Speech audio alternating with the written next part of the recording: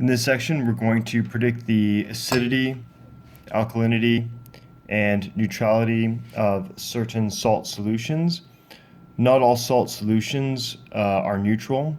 That's because some of the cations in salts or some of the anions in salts react with water and cause hydrolysis. And hydrolysis is the splitting of water. So what happens here, the basic idea is that when you dissolve some salts, either their cations or their anions or both, will cause a reaction in water that will produce either an acidic or alkaline solution or basic solution. So we're going to first look at what happens with certain cations. Cations are primarily responsible for producing H3O+. So cations are primarily responsible for producing acid. In the diagram that we see here, which can be found in your textbook, an aluminum 3 positive cation forms a complex with water molecules. This right here is an octahedral complex. So because this is 3 positive, it will strongly attract the delta negative on the oxygens of the water. And it forms this geometric shape. The 3 positive is pulling, however, so strongly on the oxygens that it weakens one of the bonds between oxygen and hydrogen.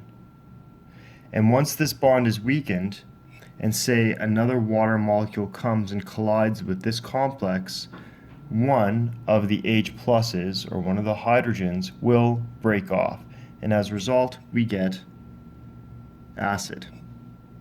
So in this complex right here, one of the water molecules right here has released a hydrogen to form an acid. We can write a chemical equation for this. So we would write aluminum 3 positive H2O, and there are 6 H2Os, plus water. Again, a water comes along and smacks this complex. Double arrow, and as we see here, we said that one of these bonds is weakened and releases a hydrogen, so we get Al, and then we're just going to put 2 plus H2O, and now we have 5 waters. We also have this OH right here. The reason why this went down from 3 plus to 2 plus is because here we had 3 plus and all neutral species surrounding it. Here we have 3 plus, but we lost something that's positive, so therefore we have a negative species. 3 plus and a negative gives me 2 plus. So, like I said, one of these waters gave a hydrogen to another water and produces H3O+. In the diagram we just see H+, but we know that H+ is just a stand-in for H3O+. And since this is an equilibrium, we can get a K expression for this. And so our Ka for this reaction is listed in this table right here, and it is 9.8 times 10 to the negative 6.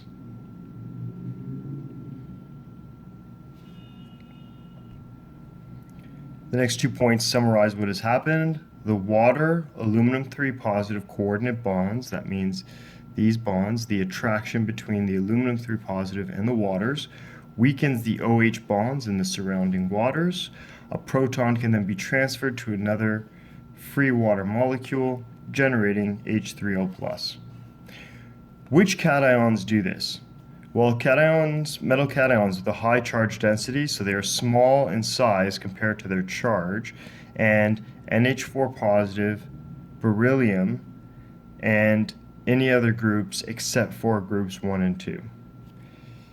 These cations do not hydrolyze. So group 1, the alkali metals, or group 2, the alkaline metals. The exception there is beryllium. Beryllium is an exception. It does hydrolyze. And because these ones have larger sizes and lower charges, therefore they have a low charge density and don't have the capacity to weaken these bonds sufficiently to cause the H plus to come off. And it says the Ka values for metal cations indicate the extent of the hydrolysis reaction. So as we can see here, zirconium is probably our strongest cation that can produce hydrolysis in water. Moving on to anions. Anions are specifically responsible for generating OH or generating base. So an anion can react with water. And we can see this like the cyanide ion can react with water, and it will cause hydrolysis, again the splitting of water, because water will donate a proton to the cyanide ion and produce HCN and OH minus. So as we see here, the anion has caused water to split and produce a base, as we said. The Kb of anion indicates the extent to which OH minus is generated. So we have to look at the Kb value and see how much OH will likely get produced by the magnitude of the Kb value. Question is, which anions cause this reaction to happen? Well, we said back before that the stronger the acid, the weaker the conjugate base, and so therefore anions that have weak conjugate acids produce stronger bases.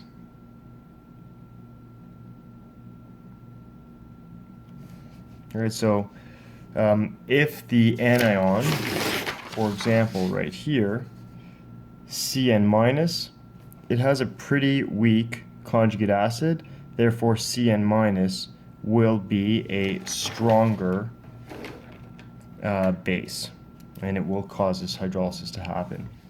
Anions that don't hydrolyze, these are anions that have strong conjugate acids. Okay? And that's because they will be very weak bases. So if we again take our blue chart and look, these anions over here will not cause hydrolysis because their conjugate acid is very strong. So therefore the Kb value will be extremely small. So in summary, if you have a salt, Mx, right, and so basically you have this salt right here, and in solution it splits up to form M plus and X minus, right, so it dissociates into M positive and X minus. If only the anion causes hydrolysis, then the effect is that the anion generates OH minus and the pH will be greater than 7. Okay, so that's only if X is the only thing that is hydrolyzing. If M plus is, for example, a cation that doesn't hydrolyze. Okay? If the cation is the only thing causing hydrolysis, then the cation will generate H3O plus, resulting in a pH that is less than 7. And that's assuming that this is the only species that is causing hydrolysis. Neither, well, that means that there is no hydrolysis, so there's no splitting of water, and the pH will be 7. if you have both the cation and the anion that are capable of generating H3O plus and OH minus, what we have to do is we have to compare the Ka and Kb values to determine the pH. There is one small snag, is that some ions, for example HSO3 and HCO3 minus, these ones are amphiprotic, which means that they can either donate or accept H plus from water, so they might produce acid or they might produce base. So what we have to do is we have to look at the Ka of the ion and its Kb and see which reaction predominates. So we look at the Ka and Kb of each of these and see whether it will behave more like an acid or more like a base, and then choose that behavior. Okay. Now they give the formula right here for the Kb of, or how to calculate Kb. And you have to remember that the Kb of HPO4 2 negative, the conjugate acid of HPO4 2 negative is H2PO4 negative, right? So we got to look that up and on our chart. Looking at a couple of examples here, we have 3 salts that we're going to look at and analyze to determine what pH they would produce if you dissolve them in water. Okay, so the first thing that we're going to do, so I'm going to give you guys steps for these. Step 1 is the dissociation equation. So write the dissociation equation. K2SO3 is going to dissociate to produce 2K positive and SO3 2 minus. Right there. Okay, and the purpose of this dissociation equation is to look at the 2 species here and then analyze these 2 species as to what effect they will have on the pH. So what we're going to do is we are going to, step 2 will be we will check the cation to see if it will cause hydrolysis. Okay. And so what we look at here, we check the cation, it's K positive. Okay.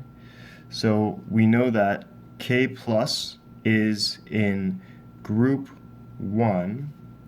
It has a low charge density. And remember we said that because of its larger size and low charge, its positive charge will not be strong enough to weaken those bonds and produce H3O plus. So it has a low charge density, therefore K plus cannot hydrolyze water. Now if you're wondering how I knew that, just if you look on the previous page, cations that don't hydrolyze, group 1, group 2, Be is the exception, and as you can see K is in part of group 1. So this cation here will not split water, therefore this will not produce H3O plus. Step 3, we're going to check to see if the anion will hydrolyze water. So we see that SO3 2 minus is the conjugate base of HSO3 minus. So we can look at our chart here and we see HSO3, well, it's a fairly weak acid, therefore SO3 will be a stronger base. I also want to draw your attention to the other side of this sheet right here. We also have this right here, H2SO3, HSO3. This right here represents the loss of the first proton, so H2SO3 to HSO3. And this right here is the constant for HSO3. Okay. So as you can see here, HSO3 6.3 times 10 to the negative 8. But on the other side, it is 6.2 times 10 to the negative 8. So this is a case where different tables are slightly different than in their constant values, okay? But we'll be very explicit on our or we'll be very specific on our tests as to which table you should use. Okay, so essentially what I've determined here is that because HSO3 is a weak base, weak acid, that's what I meant to say, weak acid.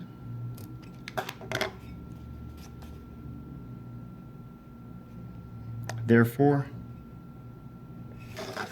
SO3 2- is a stronger base and will hydrolyze water.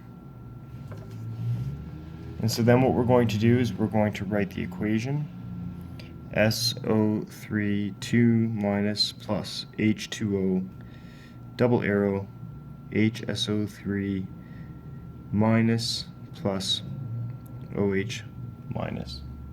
So as we can see there, we have hydroxide being generated. And then step 4 is our concluding statement.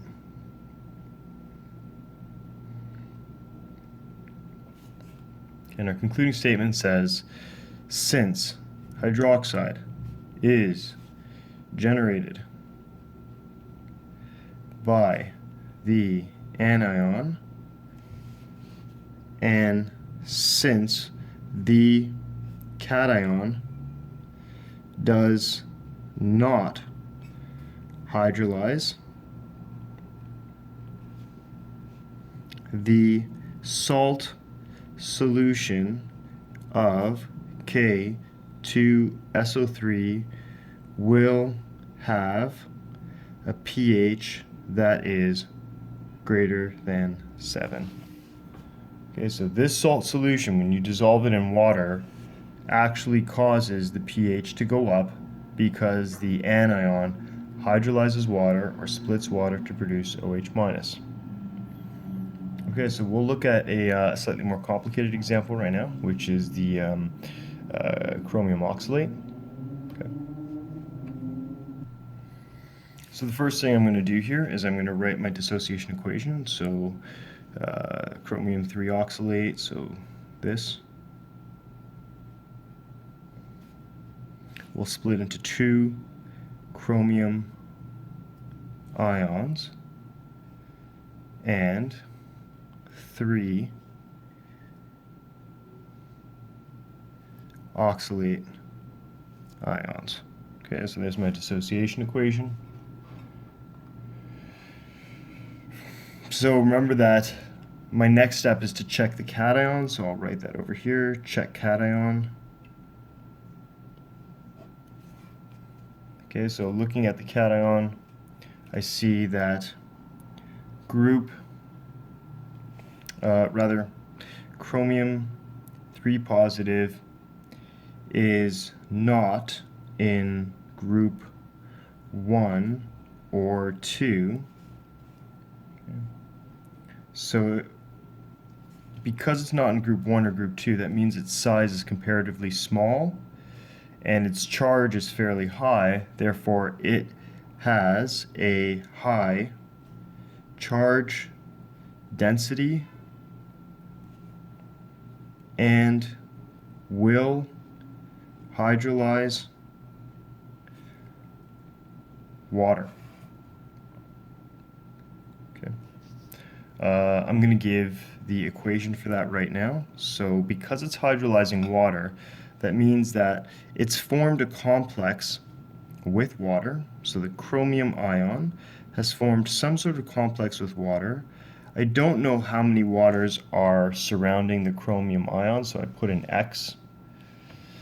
But I know it's going to react with water and give up a hydrogen to one of the nearby waters, right? Because some of the OH bonds in here have been weakened by this high charge density. So charge gets reduced, and the number of waters also gets reduced because one of the waters becomes OH minus, and then H3O plus right there.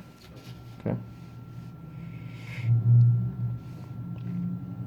And I write my Ka value for that. So I'm going to look up my chromium Ka value on the previous page. Chromium right there looks like it is 1.0 times 10 to the negative 4. So that is 1.0 times 10 to the negative 4. Next step, so this is definitely producing acid. I have to take a look at this right here and see if this anion will produce base. So I'll check the anion, okay, and then OOCCOO2 negative is the conjugate base of HOOCCOO negative. Okay, and let me just take a look at that. Do I see that? Right here. Let me just see where I find that. Okay, HOOCCOO negative. Yeah, that's a weak acid. Okay, that means that this is a relatively stronger base. Okay, so that is a weak acid. Okay, so OOCCOO2 negative will hydrolyze water. Okay, so I'm going to write that reaction right there. OOCCOO2 negative plus H2O. This is an equilibrium reaction, and remember the hydrogen is donated to the anion to produce HOOCCOO negative and OH minus right there. And well, I need to calculate my Kb value there, right? Because as you can see, this is not my Kb value, that's my Ka for this. So my Kb will be 10 to the negative 14 divided by this. So my Kb for OOCCOO2 negative is equal to Kw over the Ka of this's conjugate acid. So HOOCCOO negative.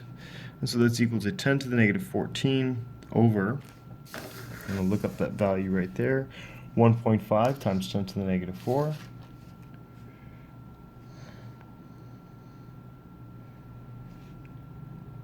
And that's equal to 6.7 times 10 to the negative 11.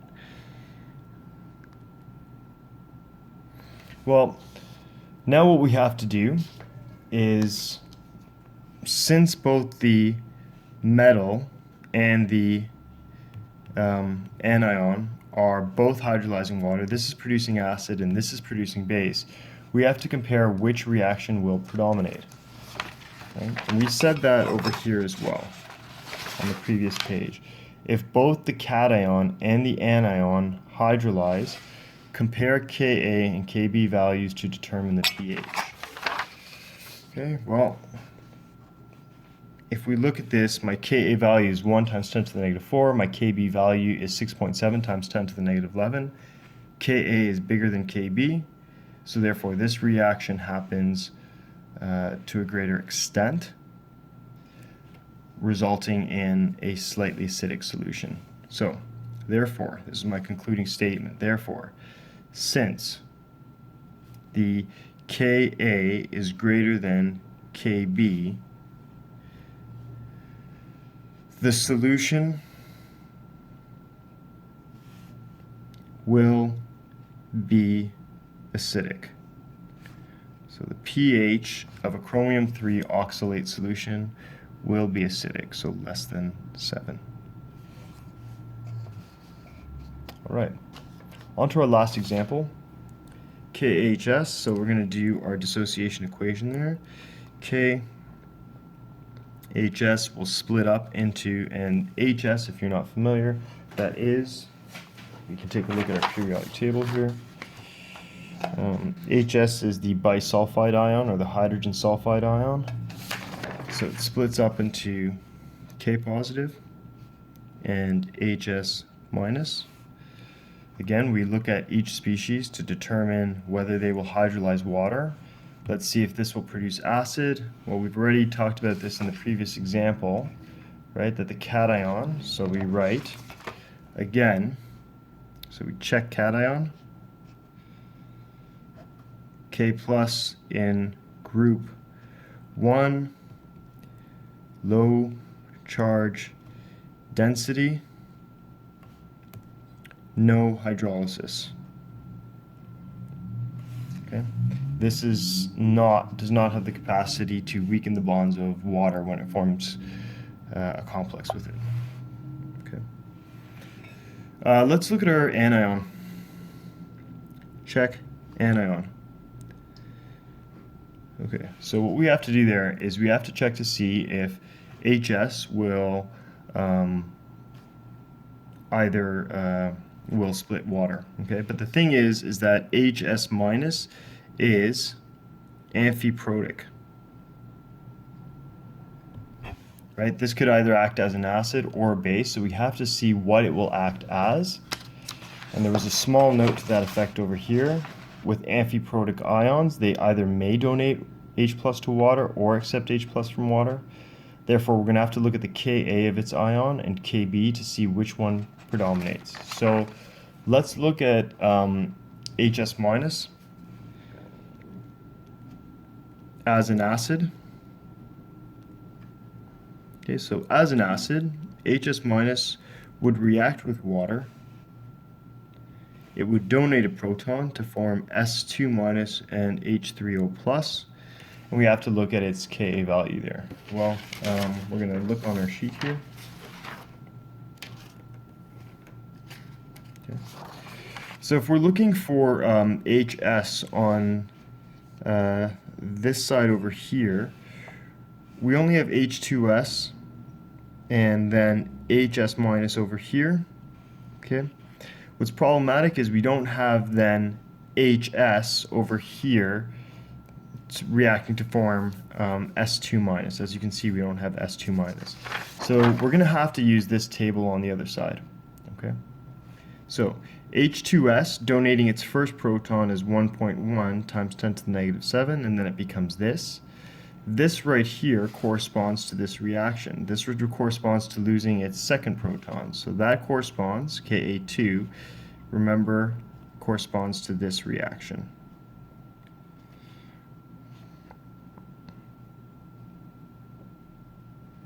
Right? This one corresponds to this reaction.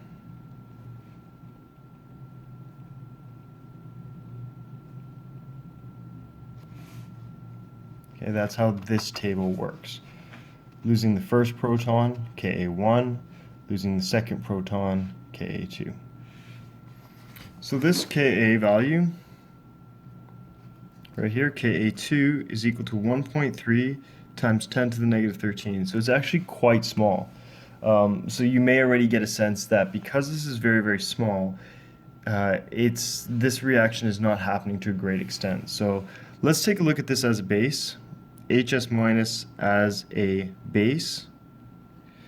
Okay, well, what will happen there is HS minus will react with water. It will accept the proton from water to become H2S and OH minus. And the Kb of this is equal to the Kw over the Ka of H2S, so the Kb of HS minus is Kw over the Ka of the conjugate acid. Okay, so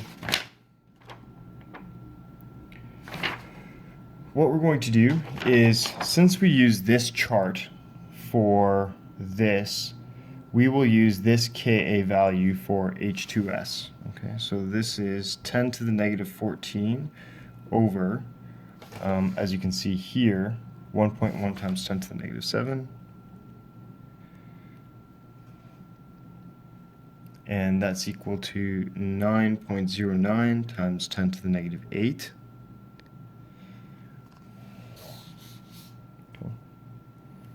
So the conclusion that we can come to here is that if we look at its Ka value acting as an acid and its Kb value acting as a base, the Kb value is greater, therefore HS minus will act as a base to a greater extent. So my conclusion here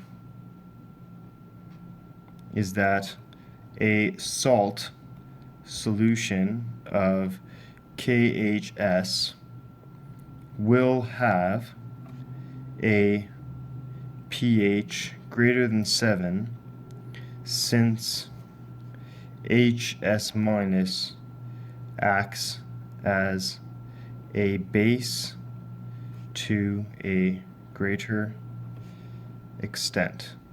Right, so the Kb value is greater than its Ka2 value. Okay.